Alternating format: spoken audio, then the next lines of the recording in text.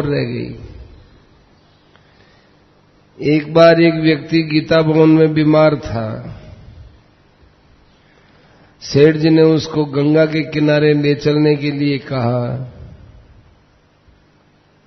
घाट पर ले आए, डॉक्टरों को बुलाया। उसी समय स्वाभाविक ही चूरू के एक डॉक्टर इंद्रजीत थे, वो आए। एक दूसरा डॉक्टर भी था। दोनों डॉक्टरों ने देखकर दवा लिख दी एवं शिव भगवान जी क्याल से कहा, ऐसी कोई बात नहीं लगती, घाट पर क्यों लाए, अभी शरीर जाने वाला नहीं है। शिव भगवान जी ने कहा, तो भाई सेठ जी जाने, हम तो सेठ जी के कहने से लाए थे। वे हमें कहें कि इसे गंगा जी में फेंक दो, तो हम तो इसको गंगा जी में फेंक देंगे। डॉक्टरों ने शिव भगवान जी को कहा कि जाओ आप ऋषिकेश से दवाई ले आओ। वो नौका में चढ़े और गंगा को पार करे ही नहीं कि समाचार आ गया कि उस रोगी का तो शरीर शांत हो गया।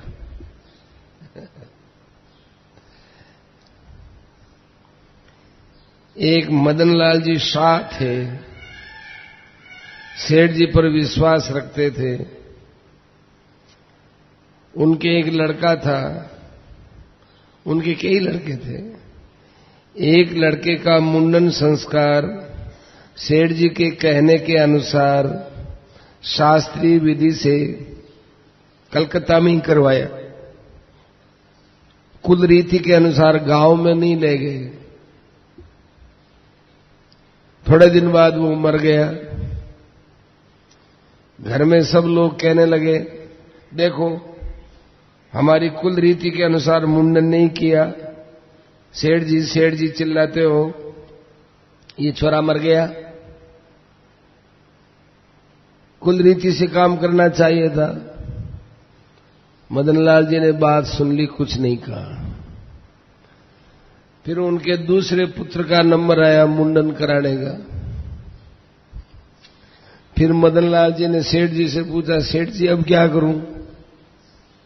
सेठ जी ने कहा कि मरो चाहे जियो, शास्त्रीय विधि से काम कराओ, इस बार हम जिम्मेदारी लेते हैं। मुंडन करवाया, मरा नहीं। एक शर्मा जी थे, वे गीता भवन में प्रत्येक वर्ष आते और पूछताछ कार्यालय में सेवा देते थे। जब सेठ जी का शरीर शांत हो गया, उन्होंने विचार कर लिया कि अब गीता भवन नहीं आएंगे, किसके पास आए, क्यों आए? वे अपने गांव में ही घूम रहे थे। उनको 2-3 बार आवाज आई, यहां क्यों घूमते हो, यहां घूमने से क्या होगा, जाओ गीता भवन में सेवा दो। वो घूम घाम करके अपने घर लौटे तो वहां पर गीता भवन से एक तार आया हुआ था कि आप गीता भवन आओ। तब वे गीता भवन गए। एक दिन रात्रि में सेठ जी पूछताछ कार्यालय में आए और उनसे बोले, साक्षात दर्शन दिया है। बोले, क्यों, आप तो आने वाले ही नहीं थे। वो चुप हो गए। और सुनो सेठ जी की बातें। सेठ जी भागलपुर में लोकनाथ जी ढांडनिया के यहां रुका करते थे। एक बार सेठ जी ने लोकनाथ जी से कहा कि स्त्रियों के लिए सत्संग करने के लिए एक सत्संग भवन की व्यवस्था कर दे, ताकि वहां शनिवार और मंगलवार को बैठ करके सत्संग कर लिया जाए। अगली बार जब सेठ जी भागलपुर गए, तब लोकनाथ जी ने उन्हें सत्संग भवन के लिए ली गई भूमि दिखाने ले गए कि ये जमीन ले रहे हैं। उन्होंने बताया कि जितने धन की व्यवस्था थी उतने से ये भूमि खरीद ली। बगल की भूमि एक व्यास जी ने ले ली। मेरे पास जब पैसे की व्यवस्था हुई तब मैंने व्यास जी से कहा, यह भूमि आप हमें सत्संग भवन बनाने दे दो, इसके बदले में हम उतनी भूमि आपको दूसरी जगह दिला देंगे। किंतु उन्होंने यह कहकर देने से मना कर दिया कि मुझे यहां रहने के लिए मकान बनवाना है। सेठ जी ने झुक करके एक कंकड़ उठाया, कंकड़ उठा के उछाला। वह कंकड़ व्यास जी की भूमि में गिरा। सेठ जी बोले, चिंता मत करो, 6 महीने में व्यास जी वाली जमीन आपको मिल जाएगी। 6 महीना पूरे होने में 1 सप्ताह बाकी था। तब लोकनाथ जी ने अपनी बिटिया चंदाबाई से कहा, बेटा 6 महीना पूरा होने को आया, भूमि तो नहीं मिली। सेठ जी की बात खाली कैसे जा सकती है, अब तो केवल 1 सप्ताह ही तो रहा है। चंदाबाई ने कहा, बाबूजी क्यों चिंता करते हो, अभी तो 1 सप्ताह बाकी है ना, आप खुद भी तो कहते हो। जिस दिन 6 महीने पूरे हो रहे थे, प्रातः लगभग 9 बजे लोकनाथ जी ने चंदाबाई से कहा, बिटिया अब तो आज 6 महीने पूरे हो गए। उनकी बिटिया ने कहा, बाबूजी अभी कहां पूरे हुए हैं, अभी तो आज का पूरा दिन बाकी है। सेठ जी की बात में फर्क थोड़ा ही पड़ेगा। रात हो गई, 7 बज गए। लोकनाथ जी ने कहा, ले बिटिया अब तो दिन भी पूरा हो गया। तो चंदाबाई ने कहा, अभी तो 5 घंटा बाकी है। लगभग 7:30 बजे एक व्यक्ति आया और बोला कि व्यास जी को किसी ने काशी में मकान दे दिया है, वे काशीवास के लिए कल प्रातःकाल जाने वाले हैं।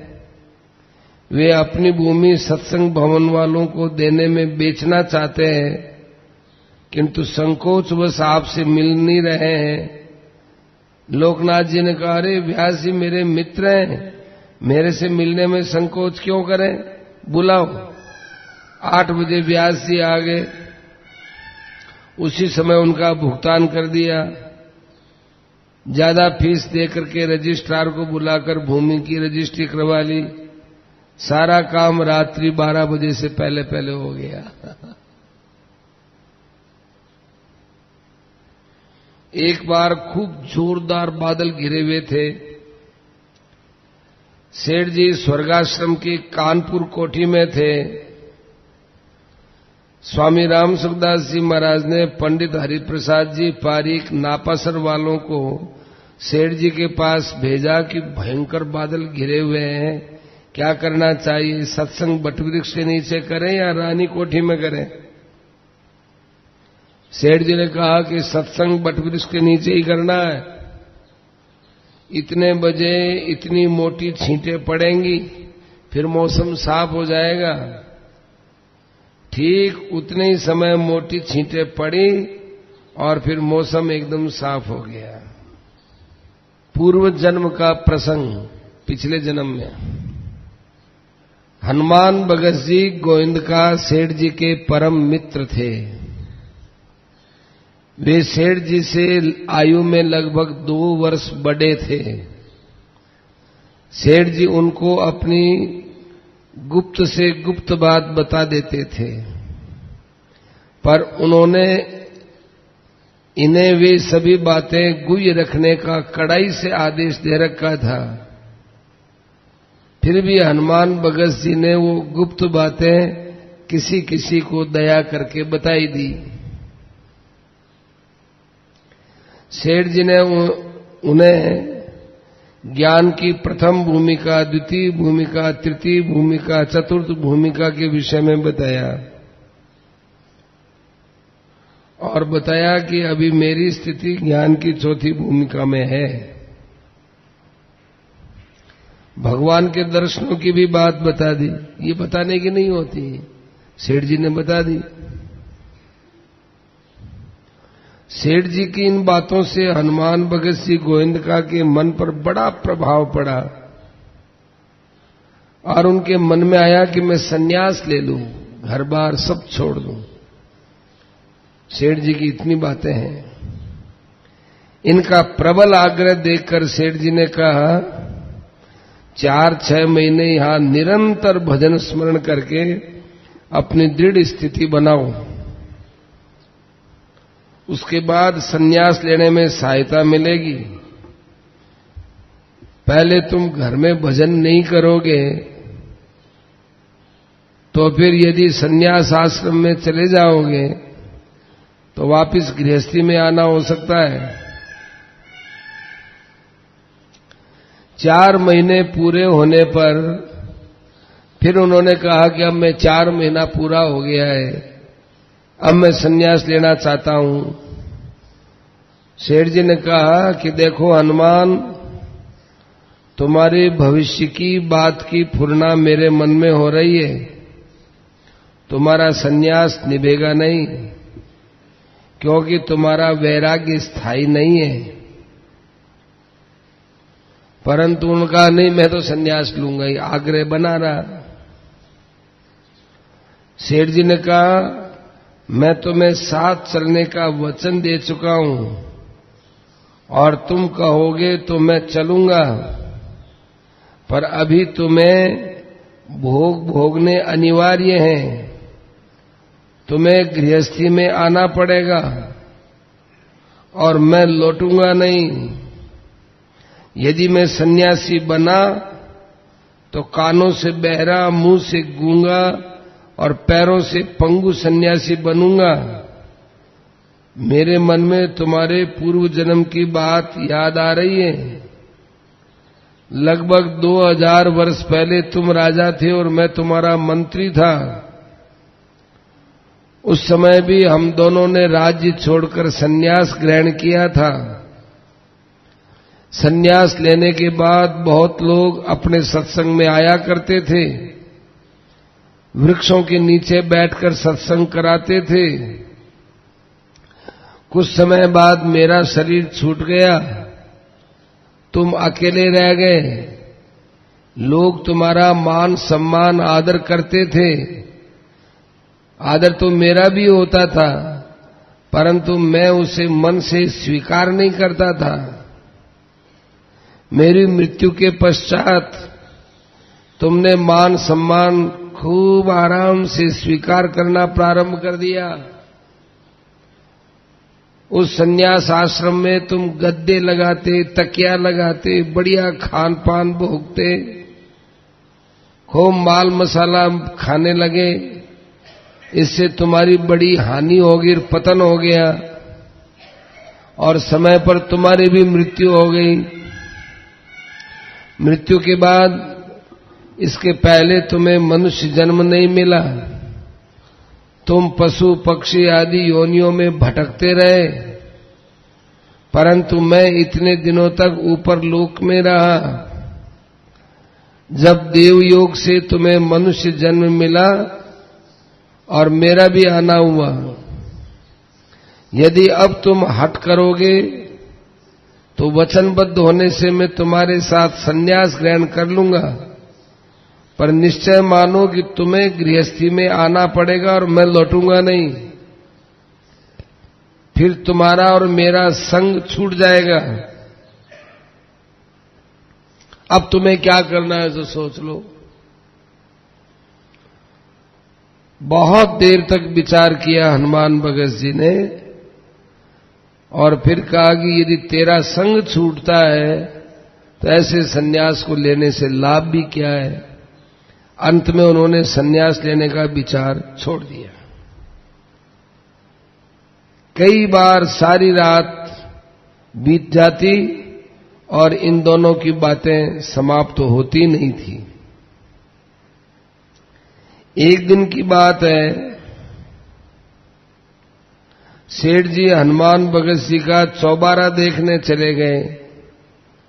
चौबीता का निर्माण हो रहा था, वो देखने चले गए। इधर ट्रस्ट की मीटिंग होनी थी, सब ट्रस्टी लोग इकट्ठे हो गए। सेठ जी को वहां समय लग गया। घनश्याम दास जी जालान को बड़ा अटपटा लगा। सेठ जी देरी से आए।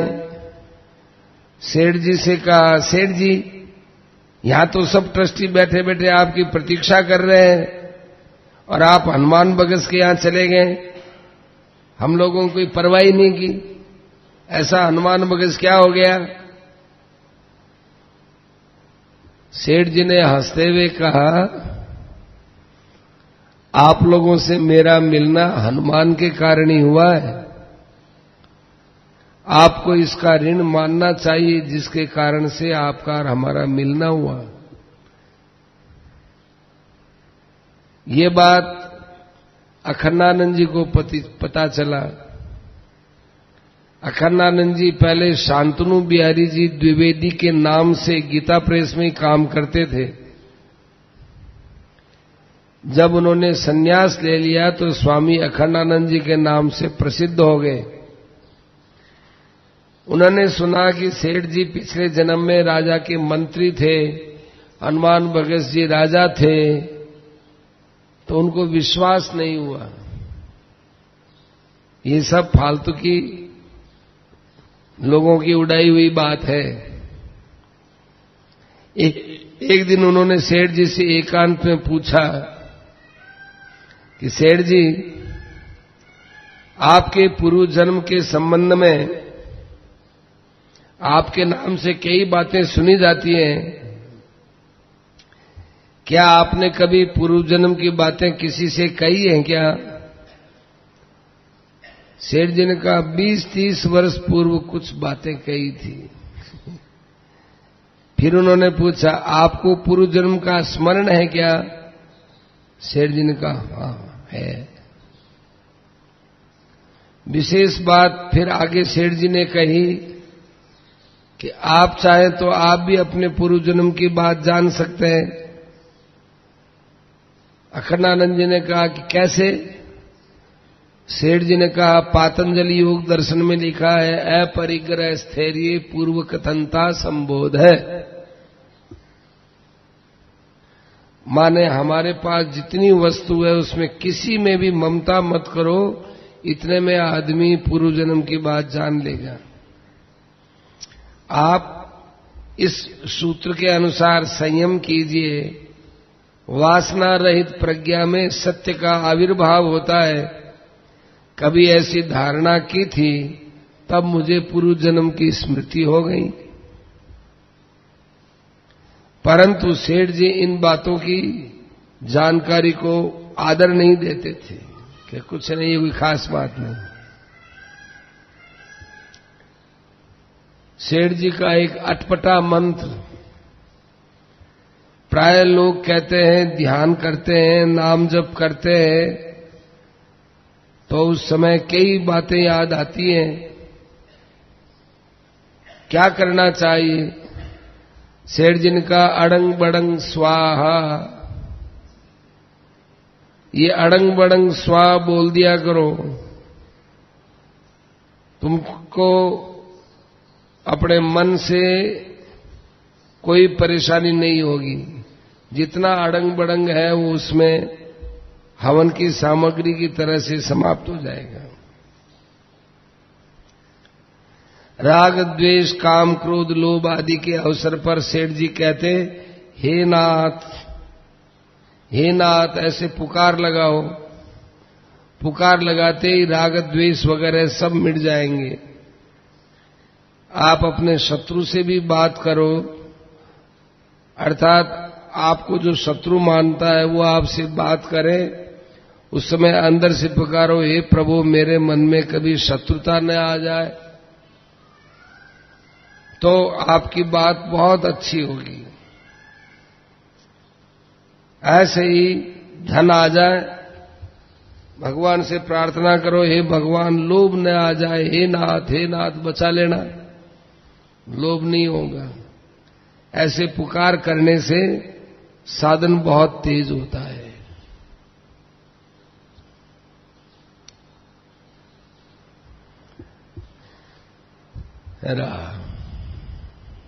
अब सेठ जी जो पत्र देते थे कल वो बताएंगे।